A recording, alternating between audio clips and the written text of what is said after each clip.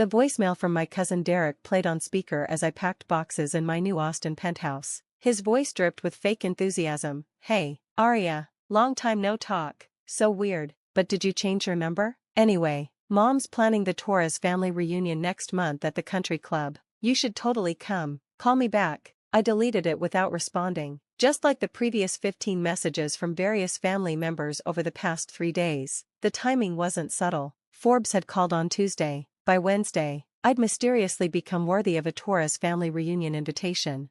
But I hadn't forgotten the conversation I'd overheard 6 months ago.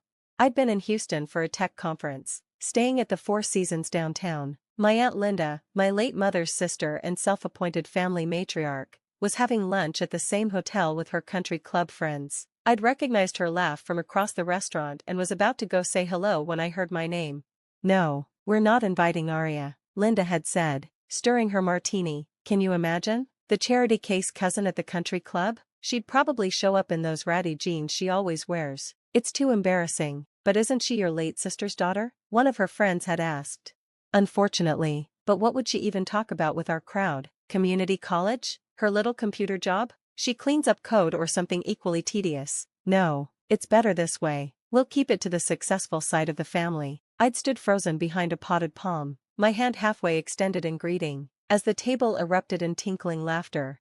"Poor thing probably can't even afford the gas to drive down from." "Where is she now, Austin?" Linda had continued. "Living in some studio apartment, eating ramen, pretending to be a tech person. It's sad, really. Maria would roll over in her grave if she knew her daughter ended up like that." I'd turned around, walked straight to the elevator, and checked out early. That night, I'd made myself a promise: the next time the Torres family heard my name, it would be on their terms, not mine. 6 months later, Forbes kept that promise for me. My phone rang as I sealed another box. Unknown number, Houston area code. "Hello, Aria? Aria Torres?" The voice was breathless, excited. "This is Jennifer Walsh from Forbes. I'm fact-checking our upcoming 30 under 30 billionaires list, and I need to verify some numbers." "Of course," I said, walking to my floor-to-ceiling windows overlooking downtown Austin. "What do you need?" "Just to confirm, Novatech's current valuation is $3.7 billion? As of last week's Series D, yes, and you maintain 62% ownership?" "Correct. Making your personal net worth approximately $2.3 billion? On paper, yes, though most of it is tied up in equity. Still counts." Jennifer laughed. "One last thing, you're 27? 28 next month. Perfect. Oh, and Aria? The photographer will call tomorrow about the cover shoot. Congratulations, you're our featured profile." "Cover?" I was going to be on the cover of Forbes. "When does the issue go live?" I asked. "Online tomorrow, print edition next week." "Is Tuesday good for the Charlie Rose interview?" "Tuesday's fine." I hung up and looked around my penthouse, 7,000 square feet of steel and glass that cost more than most people's retirement funds. The ratty jeans Linda mentioned hung in my custom closet, beside $30,000 watches I never wore and designer clothes with tags still on. The irony wasn't lost on me. My phone immediately exploded with notifications. The Forbes article had gone live early. Youngest self-made female billionaire, how Aria Torres built a tech empire from her college dorm room. Within minutes, the family text chain I'd been removed from 6 months ago suddenly added me back. "Derek, Aria, congrats on the Forbes thing, so proud of you, cuz, Aunt Patricia, sweet girl, we always knew you were special. Uncle Miguel, my niece, the billionaire, I taught her everything she knows. Cousin Sophia, OMG, can you get me a job at Novatech? I'm tired of teaching." And then, the crown jewel, "Aunt Linda, darling Aria, we must celebrate at the reunion. You're coming, right? It wouldn't be the same without you." I screenshotted every message, evidence for later. The phone rang, Linda calling directly. I let it go to voicemail 3 times before finally answering on the 4th attempt. "Aria, thank God." I was starting to worry. Her voice was syrup and lies. "Did you get Derek's message about the reunion?" "Which message?" I asked innocently. "He sent so many in the last 10 minutes. About the family reunion next month. You must come. You're the guest of honor." "Guest of honor?" I pulled up my calendar. "That's interesting. Derek's voicemail from 6 months ago said I wasn't invited because I was, what was the phrase? Too embarrassing for the country club." Silence. "In fact," I continued, "I distinctly remember you telling your friends that the charity case cousin would bring down the family reputation. Something about my ratty jeans and tedious computer job?" You must have misunderstood. I was standing 6 feet away, Linda, at the Four Seasons. I was coming to say hello when I heard you explaining why inviting me would be social suicide. Arya, sweetheart, that was taken out of context, was it? Because I have a recording. I didn't, but she didn't know that. Amazing what phone can pick up these days. Her breathing got shaky. What do you want? Nothing, I said simply. Absolutely nothing from any of you. But family. Family? I laughed. Linda, you buried my mother and then acted like I didn't exist. None of you came to my high school graduation, or college, or checked on me when I was sleeping in my car senior year because I couldn't afford rent and tuition. You know who my family is? My 2 co-founders who believed in me, my mentor who taught me to code, my assistant who brings me coffee and tells me I'm being an idiot. Those people are my family, but blood means nothing when it's ice cold. Goodbye, Linda. Wait, the reunion, people are expecting.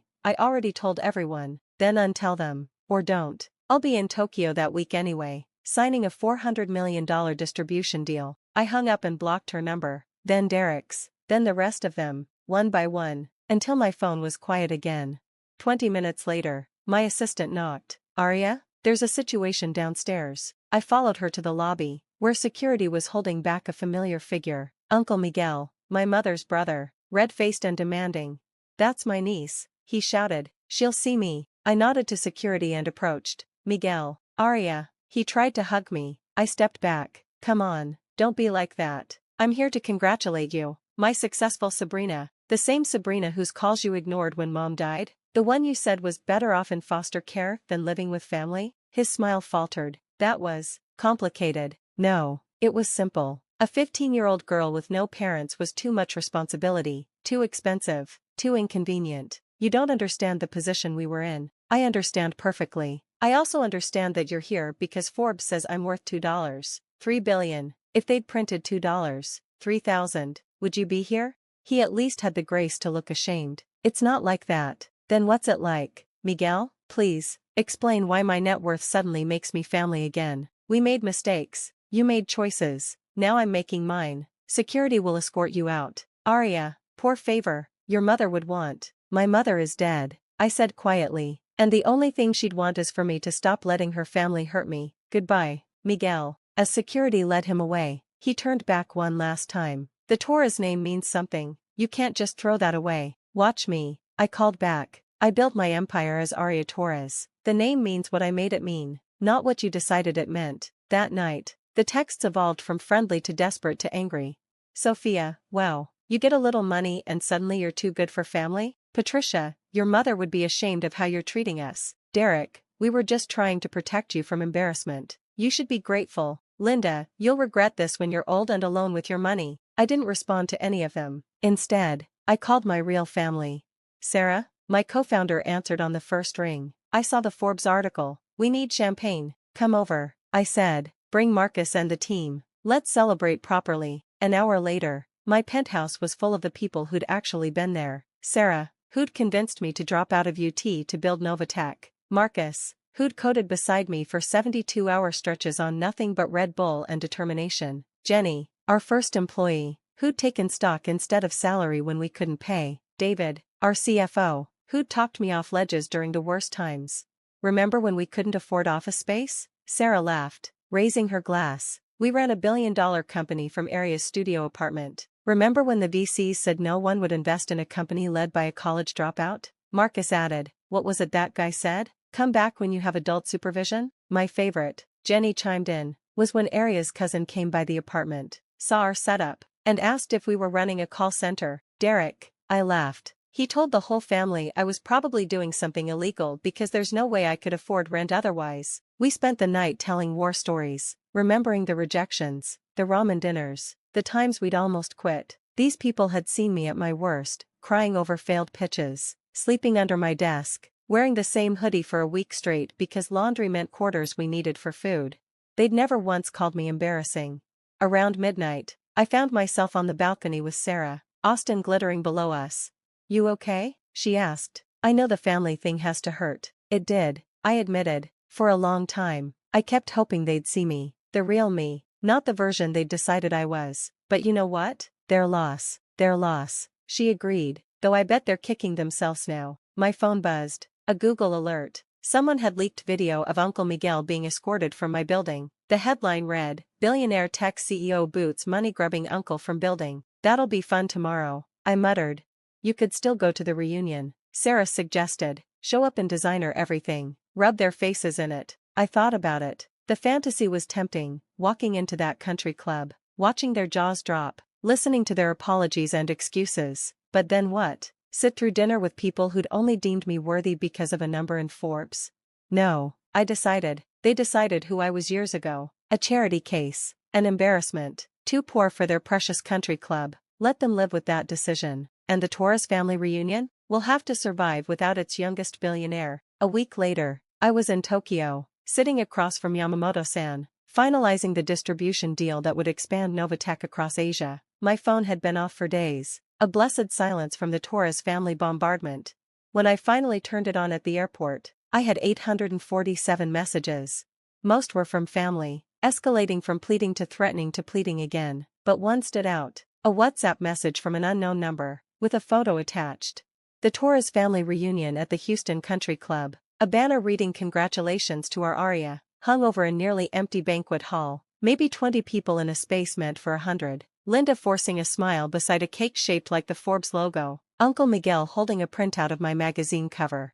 The message was from a server at the club. "Thought you'd want to see this." They spent the whole dinner talking about their successful niece and making excuses for why you couldn't come. Pretty sad, honestly. P.S. I'm a computer science major at Rice. You're kind of my hero. I smiled and typed back, "Keep coding. And when you graduate, send me your resume." Novatech is always hiring people who recognize fake from real. The last message I read was from Derek, sent an hour ago. "The reunion was a disaster. Everyone kept asking about you. Mom had to pretend you were too busy with important billionaire stuff to come. Do you know how embarrassing that was for us?" I typed back one final response before blocking him too. "Now you know how it feels to be called embarrassing by your own family. Difference is, you actually earned it." Then I deleted the entire Torres family chat thread. 847 messages of sudden recognition and convenient amnesia, and boarded my flight home.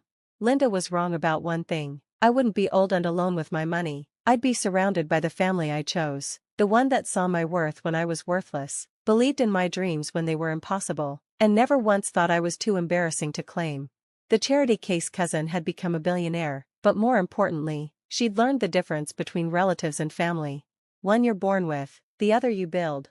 And I'd built mine from scratch, one line of code at a time, with people who'd never needed Forbes to tell them I mattered. As for the Torres family reunion, I heard they made it an annual tradition to invite me, a standing invitation to the guest of honor who never comes. Hope, apparently, springs eternal. Even at the country club,